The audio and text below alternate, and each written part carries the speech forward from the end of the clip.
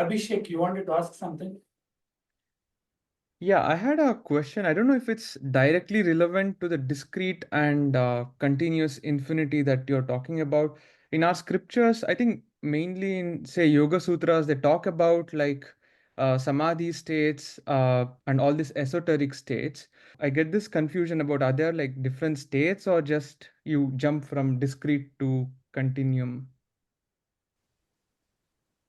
If you ask me personally, what I have been through, I didn't go through different states of samadhi to come to the core. So I can speak of it inferentially because it is still within the realm of psychology only. Samadhis are not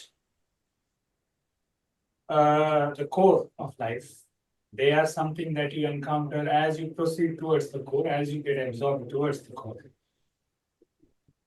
I can talk of it inferentially. I can tell you something. In the Yoga Sutras, the first four states are within the realm of psychology. And when I say within the realm of psychology, it is not within the realm in your usual sense of the term.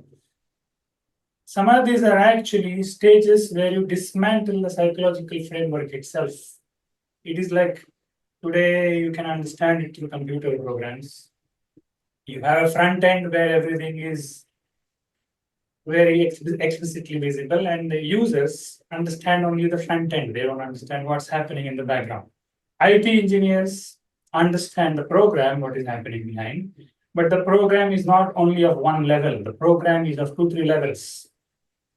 You can do some .NET program or Java program or whatever, and that has a further level. There is machine code also. People work on that also.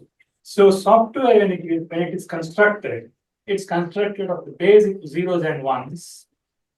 That becomes some kind of, when you proliferate that complex, make it a complex word, it becomes one layer of coding. When you make that complex enough, it becomes another layer of coding. When you use that, it becomes the front end, what you see in your computer.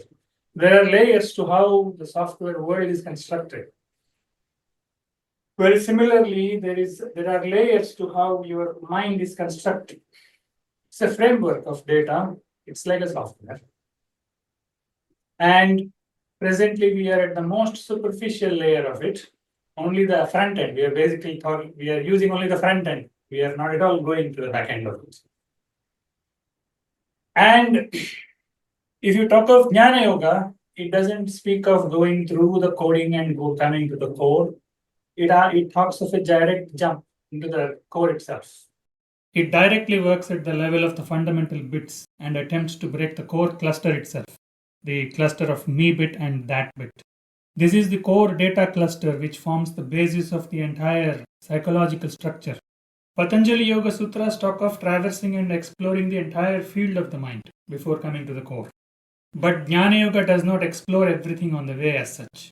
It just dismisses all that and attempts to address the central knot itself, or the heart knot, as it is traditionally called. If you have to put it in the language of Yoga Sutra, it directly talks about the fourth and then the fifth. It doesn't talk of the first three. The fourth layer or the fourth state in Yoga Sutra is called Asmita. Asmita means meanness, I thought. Paying attention to the I thought.